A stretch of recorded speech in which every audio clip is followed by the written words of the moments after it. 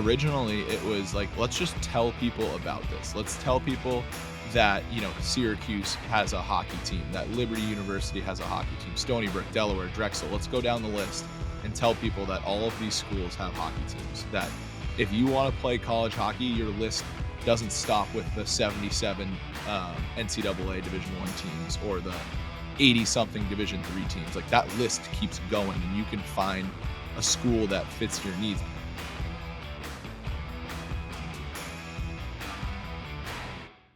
I'm Larry Sprung, your host for the Mitlin Money Mindset and founder and wealth advisor of Mitlin Financial. Today's guest is Mackenzie Mack Murphy, founder of the Hockey House. Mack is a rising star in the digital content space, known for his creative flair and engaging presence as a content creator at the Hockey House. Through his work, Mackenzie captures the excitement, culture, and community of hockey, bringing fans closer to the sport they love. His ability to create compelling content that resonates with audiences has quickly made him a standout figure in the hockey community and beyond. As a content creator, Mack understands the power of storytelling and the impact of digital media in connecting with audiences and building brands. His journey is a testament to the growing influence of content creators in shaping industries and driving engagement, particularly in the fast paced world of sports media. Join us as we dive into Mack Murphy's creative journey, explore the strategies behind his success, and learn how his passion for hockey and content creation has opened doors to new opportunities. Well, I am super excited for today's episode. We have Mackenzie, better known as Mack Murphy, with us today. And as you all know, love talking about business, love talking about money, and just as much, I love talking about hockey. So we have Mack Murphy from the Hockey House, and welcome to the show, Mack. No, it's great. Thanks for having me. I'm super excited. Always, I spend my time interviewing other people, so it's fun when I get to be interviewed and kind of retell my story. Put you on the other side of the mic today, right? Right. There you go. So listen, tell us about your journey. I'm always intrigued by people's journeys. I always find it very interesting how people kind of end up where they are. So, we'll talk a lot about the Hockey House and hockey in general, but perhaps just to give our listeners an idea of who Mac is and what you're all about, can you talk about your journey leading up to founding the Hockey House? Yeah, I think the easiest way to start is to tell people that I'm one of seven. So I have four younger siblings, two older brothers, and grew up in, the Murphy house was crazy growing up, but we all played hockey.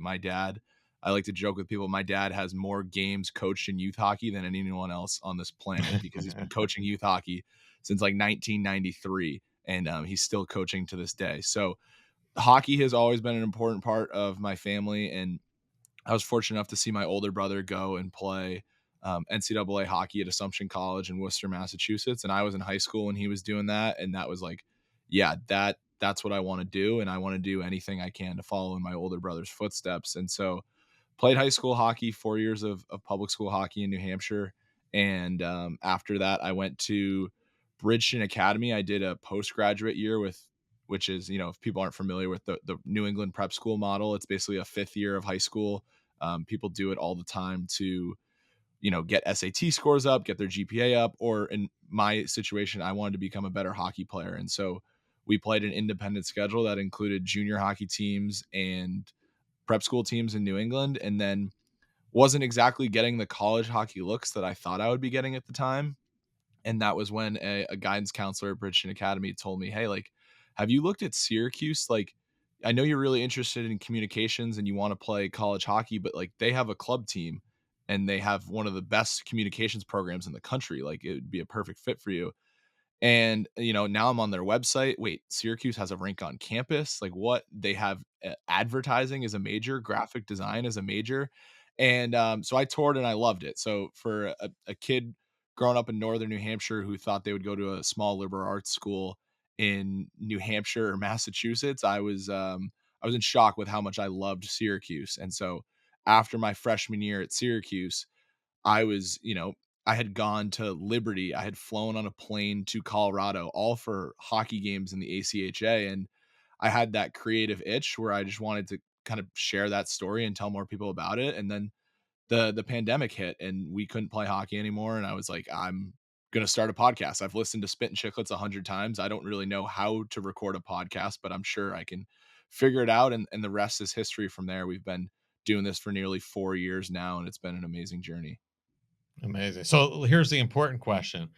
You had 7 siblings that all played hockey. Where were you on the hand-me-down equipment list? I think all 7 Murphy kids wore the same Bauer 4500 helmet, and we all wore the same Cooper chest protector, which I think Cooper has been gone longer than I've been alive. So, the fact that we all wore those pieces of equipment, I only had 2 older brothers to get hand-me-downs from, so I think the stuff that I was wearing was a little bit newer than maybe what There my you go. youngest brother got to wear growing up. But, I mean, the gear is so old at this point that he's getting fresh stuff. Well, I'm gonna date myself because I still have those Cooper shoulder pads, and I still wear them when I wear shoulder pads, and I get laughed at by my kids and my wife all the time, and I'm like, "Well, they're comfortable. They may not protect me as well, but they're really comfortable." So, I haven't been able to part with those yet, so but, hey, so, one of the best parts about, hosting my show is getting to talk to people who've turned their love of something, which clearly in this case you have, into a business. What compelled you to turn your passion for hockey into the Hockey House podcast?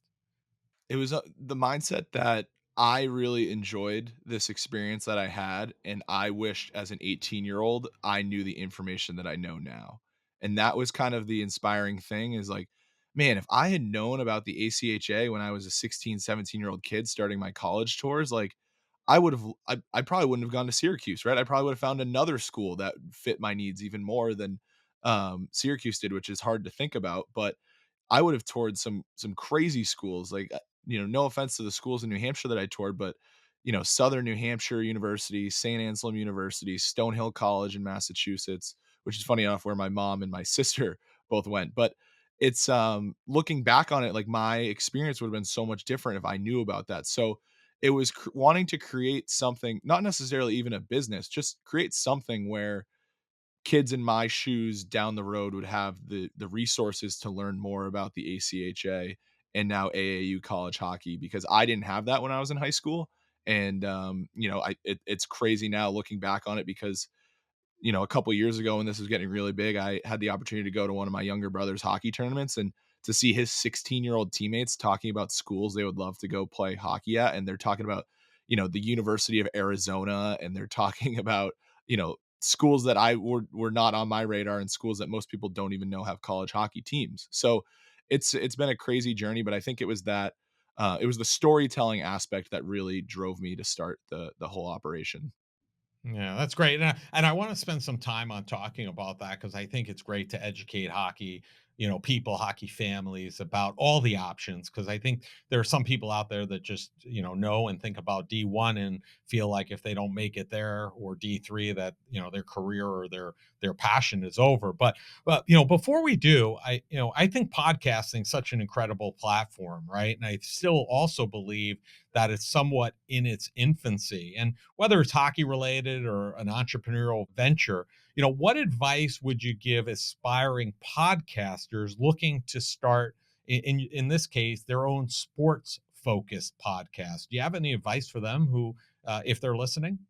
Yeah, there's a couple of things that stand out to me, from the early journey. I was editing the podcast in a video editing software, but we weren't recording video, so there was some long nights in my college dorm room of just, like, chopping up my own voice, and it was driving me insane, and I didn't wanna ever ask for help, and I think that is I'm a very not individualist, but, like, I like to do things myself and get them accomplished myself because I know, like, the quality that I can put out, but, to a certain extent, you need help, and so the as soon as I got help, and that was our producer, David Herman, who's one of my best friends now to this day, he reached out and offered to edit the podcast, and that took, 3 or 4 hours of work off my plate every week, and as a college student, you need those 3 to 4 extra hours, whether that is sleep or social time or schoolwork, like, an extra 3 to 4 hours in a college student's week is huge. So for me, it was taking stuff off my plate, which was the biggest piece of advice. And I think if you were starting a similar venture, in sports podcasting, If you can take stuff off your plate, that is huge. Whether that's like the research that you're putting into the podcast, if you can have somebody who helps you put together the notes, if you can have somebody just maybe even to talk to and bounce ideas off of, that is a huge help because people are always willing to jump in and help. You just got to find the right people to ask questions to. Yeah, teamwork makes the dream work, right? It's just like playing hockey. You got to rely on your teammates to get things done sometimes. So, Exactly. your passion, clearly you mentioned, and it's seen that your passion for growing the game of hockey is contagious, right? What do you want and what's the goal? I mean, this is kind of the whole impetus behind your podcast. What do you want people to know about, specifically about ACHA and AAU college hockey? What are you trying to impart upon, the world with regards to that? I think that goal has changed over time, and I think originally it was like, let's just tell people about this. Let's tell people that, Syracuse has a hockey team, that Liberty University has a hockey team, Stony Brook, Delaware, Drexel. Let's go down the list and tell people that all of these schools have hockey teams. That if you want to play college hockey, your list doesn't stop with the 77 NCAA Division 1 teams or the 80 something Division 3 teams. Like that list keeps going and you can find a school that fits your needs because originally it was like, hey, look at this brand of hockey. It is more serious than people think. And now it has kind of shifted into the world of the transfer portal. We see every day there are college students going to universities that do not fit their needs. And then at the end of the season, they're going into the transfer portal. And I had such a good experience at the university that I attended. I would love to see more kids spending 4 years at the same university because they've found the fit. Mhm. And I think a lot of, I think college hockey players get a stereotype that they're business majors and sports management majors, but sometimes these guys are going to universities that don't have sports management or business majors. They're going to maybe a liberal arts school that has different academic needs. So for us, I think the shift has focused more on how can we tell people about the greater variety of colleges and universities that they have to choose from if they want to play at the collegiate level so that they find, their Syracuse University like I did. Yeah, and I think that's so important when you're talking about, finding that fit, because it's not just about the hockey, it's not just about the school. You have to find a fit where both of those can merge together and allow you to be successful and enjoy both of those aspects. And I think if anything, this past season, the 23-24 ACHA season, saw a lot of upsets, if you will, or what the pundits would say were upsets. What do you think this says about the state of the game and and the league in general?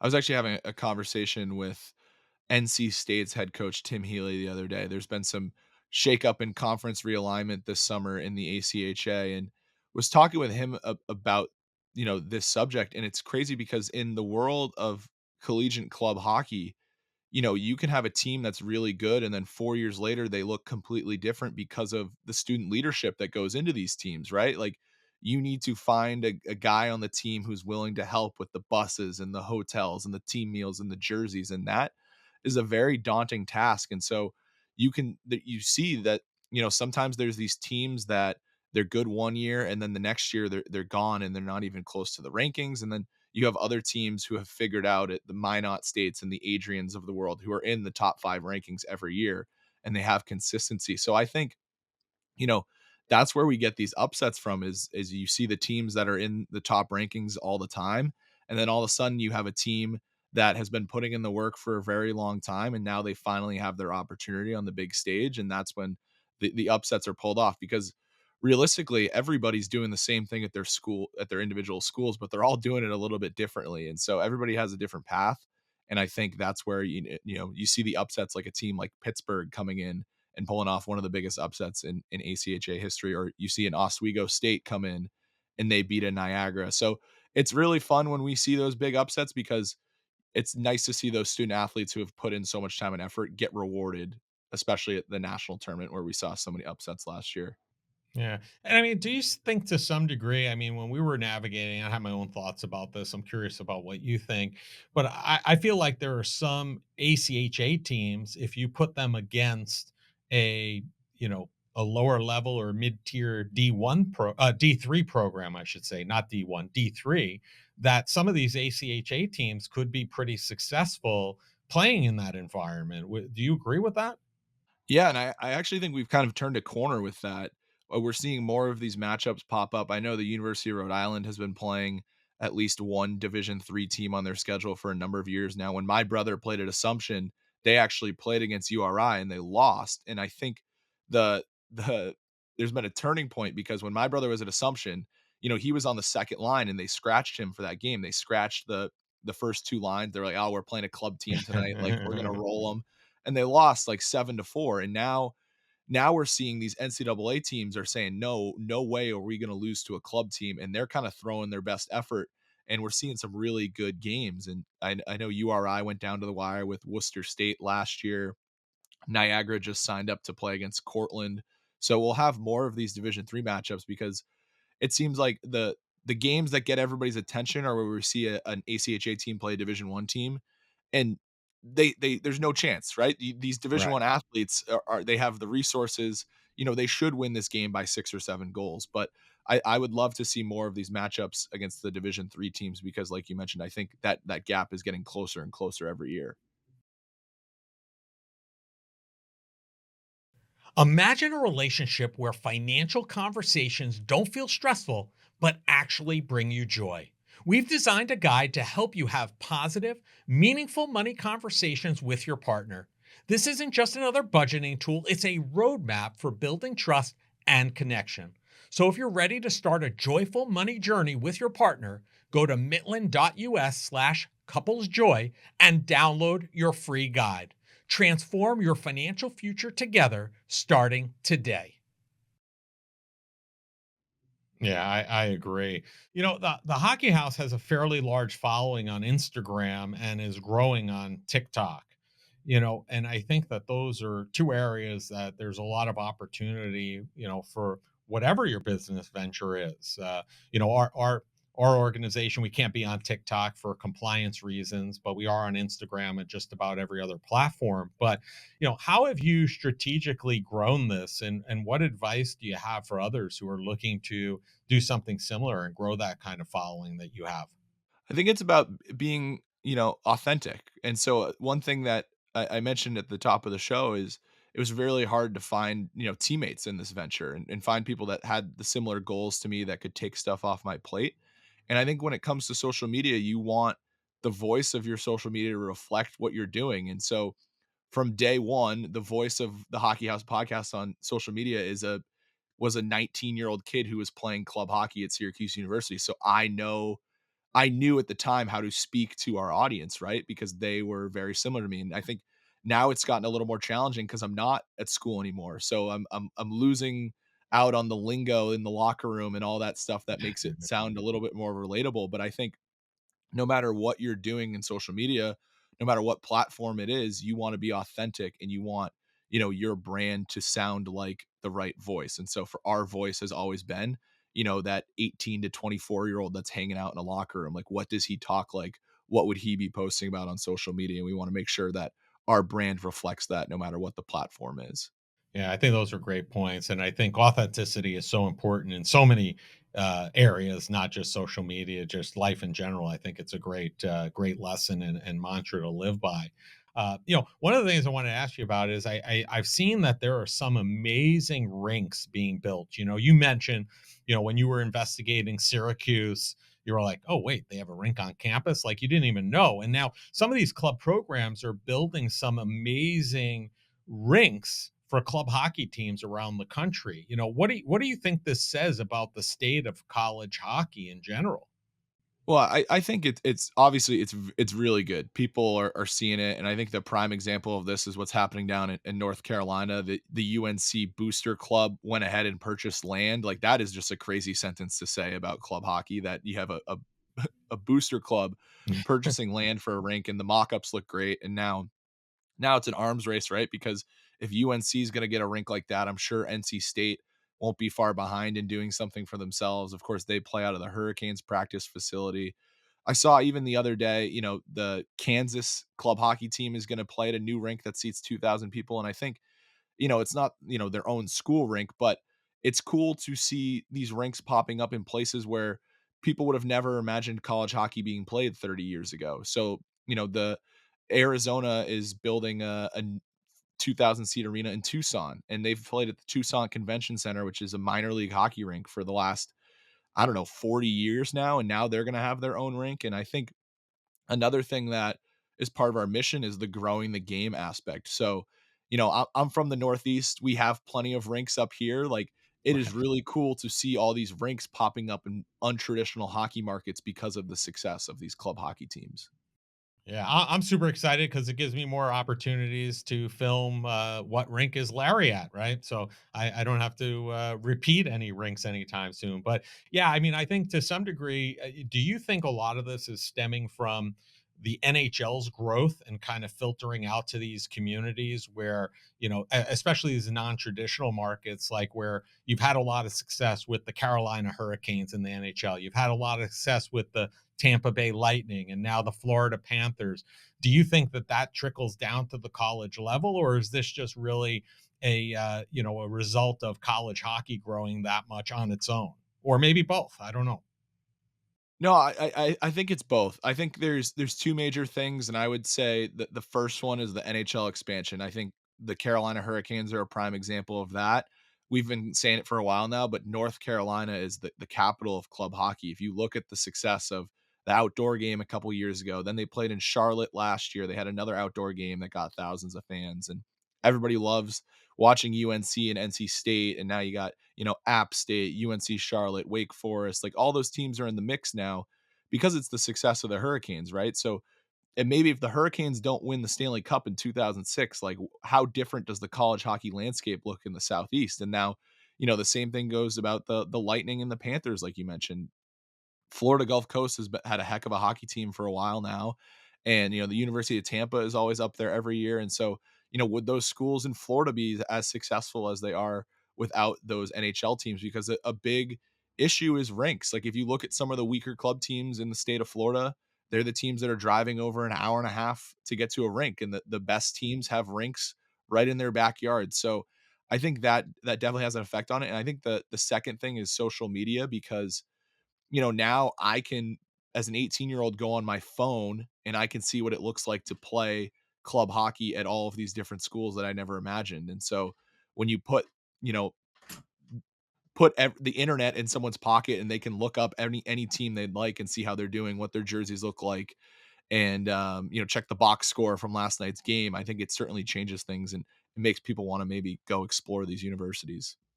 Yeah. So what's the coolest college hockey barn you've seen? Coolest one I've seen, I mean, the go-to answer for a lot of people is Liberty University. I think my freshman year, we went down there and we had a really good team and we kind of fell behind early, but maybe stunned them in the second period and ended up losing on an empty netter. And to play in a rink where they're putting your face up on the jumbotron for the starting lineups and the crowd's booing you, like that was awesome to do that as a 19-year-old. In terms of rank, I don't wanna sound biased when I say it, but I loved playing at Class of '23 in, Philly when we'd go play Drexel. I just thought that was, like, the coolest hockey barn. I loved going to Lake Placid as a kid, and it made me feel like I was at Lake Placid because it's a building that seems like it hasn't been touched since the '70s and '80s, and I loved that charm of it, the low glass, the active boards. I always really liked playing there, and I especially liked playing there when we would play on alumni weekend because 'cause you'd get the recent graduates heckling you, and they're right on top of you at class of '23, so I always loved playing there. That was a fun one for me and maybe a non-traditional one that most guys wouldn't have on their list. Yeah, well, thank you for that, and my son Zach appreciates it because he gets to play there all the time. And you'd be happy to know that the Herb Brooks Arena and Lake Placid, they did a major renovation last year, so it still has the old charm, but it's a little updated at the same time. So you'll have to check that one out again. So having two boys playing hockey for over a decade, I get a lot of inquiries from other parents, especially as their children approach college age. Because, as you mentioned, I think that there's some confusion as you start approaching that age. What advice do you have for players and their parents as they start approaching that college age environment? That's a really good question, and I think parents are always trying to do what's best for their kid, right? So we see, I think maybe hockey parents get a bad rep for being really crazy, and maybe that's just youth sports parents in general these days, and maybe that ties back to social media as well. But I know I've seen it, at I coached U6 and U8 last year at my local rink, and I think the hardest thing for parents to do is find the right resources to use because I hear these parents in the lobby and they're talking back and forth, and I'm like, man, like, not trying to be rude, but these parents don't know what they're talking about, and now they're influencing each other. And I think the best thing that you can do as a hockey parent is find somebody who has had that experience. For me, I didn't have to go to my parents because I had an older brother who had gone through, you know, what it took to be a college hockey player, and I could go to him if I had any questions. And my parents took their experiences from his journey and they helped me with mine. But if you don't have that experience, you need to find maybe it's a local high school player who went and played college. Maybe it's a family friend who went and played college. Those are the people you should be asking because they will give you unbiased feedback. They have the experience. I think a lot of times where parents run into traps is maybe you're talking to a coach who really just wants your tuition money at the start of the season and they're not trying to get you to go to that next level. Finding people who have done it themselves or had experience helping people do it themselves is the best thing a parent can do.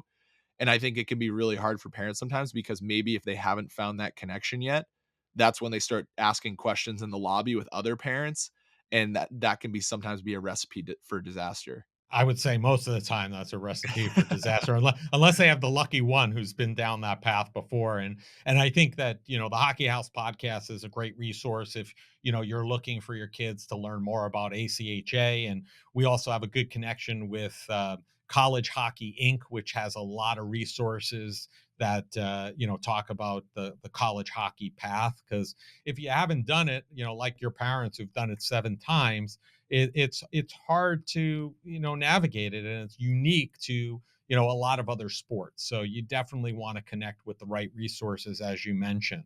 And talking about college, I mean, I think it's amazing that and I want to remind the audience of something you said very early on, that you built all of this and started all of this while you were a student at Syracuse. This wasn't something that you started after school. You started this while you were actively attending Syracuse University.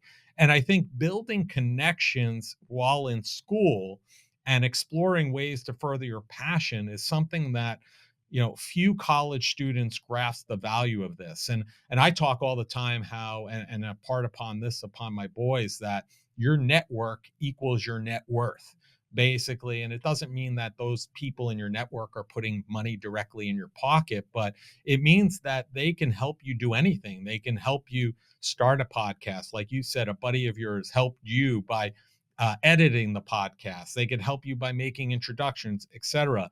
So, what advice do you have for those that may be listening that are in college, or they have students in college that are looking to start to craft their path and do it early while they're in college? What advice do you have for them as somebody who's done it? Yeah, I think I very early on to give a little more background on my journey at Syracuse, I mentioned the communication school. SI Newhouse is one of the top in the country. I didn't get into the communication school as a freshman. I was on like the JV team. Like I was just a general communications major in a different college at Syracuse. And so I knew I needed to get, as high of a GPA as I could to transfer in after my freshman year. And I also knew that if they were going to look at my resume, they were going to look and see what I had done in my year at Syracuse. They were going to see that I was a member of the club hockey team, but what else were they going to see?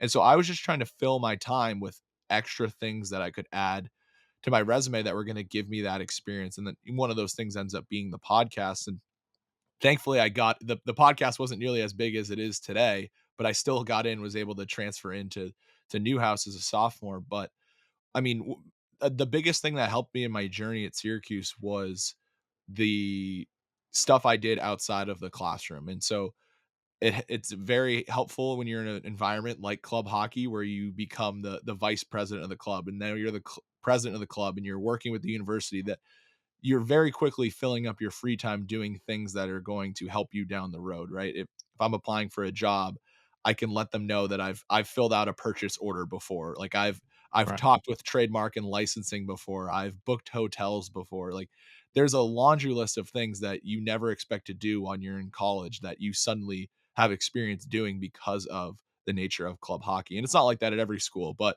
it was when I was there at Syracuse. But another thing that I did and I really enjoyed in my time there is I interned with the athletic department, and I had a love for graphic design and video editing, which has transferred to the Hockey House podcast, and that's why our social media is so strong. But a lot of that came from the experience I had working for the athletic department at Syracuse, and I would. It started as a way for me to go to games during COVID because they weren't allowing fans, and now all of a sudden I'm sitting courtside at a basketball game because I'm clipping highlights and making graphics for Twitter, and so I stuck through that and did that for 3 years in college, and that was a wonderful experience too. And, it wasn't a paid internship, but it gave me that hands-on experience that I think a lot of people are looking for, and I think, that's what college is. There's plenty of opportunities for hands-on experience, and I'm thankful I didn't have to look far, to find mine, but, if I was a student and going down a similar path, that is what I would be looking for regardless of what career you're looking to do after college. If you can get that hands-on experience and find an easy way to make it happen, then I would definitely recommend that.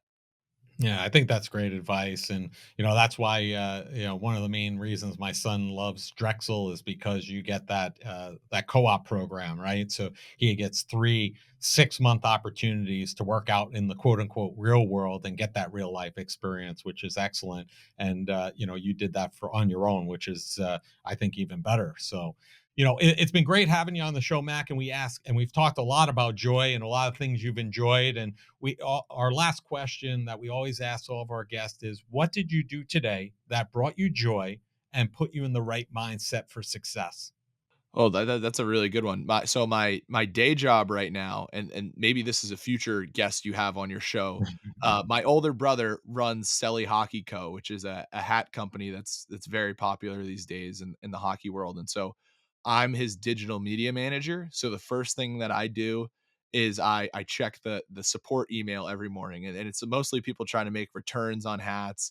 But I think of that as I do that every day in the morning. It's the first thing I do, and it's almost like some problem solving early on. And that makes me appreciate, the business that we have because it's people reaching out that love our product and they maybe something's wrong with the hat they got and they just want a better one. So that always brings me joy tackling that first thing in the morning because I feel like I'm solving problems for people right away. So that is something that brings me joy. I'm playing in a men's league tournament this weekend. So that is also getting me through the day today over at Bridgeton Academy where I went to high school. So that also is bringing me joy. I haven't done that yet today, but I'm sure that'll be a very good experience later today. Sounds like you started off with joy and you got a lot of joy ahead of you. So that's fantastic. So Mac, we're going to have all your information and information about the Hockey House in the show notes. But if people want to learn more about you, connect with you, what's the easiest and the best way for them to do that? Yeah, so I mean the easiest way to do that is send us a DM on social media. It's at Hockey House Pod on Twitter, Instagram, TikTok, anywhere you can find it. And then my personal social media is at the Mack Murphy, TheMackMurphy. So that's my contact for everything. It makes it easier for people to reach out to me and streamlines that process. So those are the two easiest ways to find me. And again, more than happy to answer any questions people have about the club hockey universe. Awesome. Well, listen, Mac, it's been a pleasure having you on. I appreciate you. I appreciate your time and everything that you're doing, and enjoy your day. Thank you. I want to thank Mack Murphy for being a guest on the Mitlin Money Mindset. Mack has taken his passion and started a business around it, all while he was still in college. It is all about finding what you love and doing it every day. The path of a hockey player is a unique one, and it does not have to come to an end if you cannot play NCAA Division One or Division Three hockey. There are plenty of great options through the ACHA and AAU club routes, as Mac highlights every day. Mack Murphy and the Hockey House can be found across most social media platforms. All the contact information needed to find them can be found in the show notes.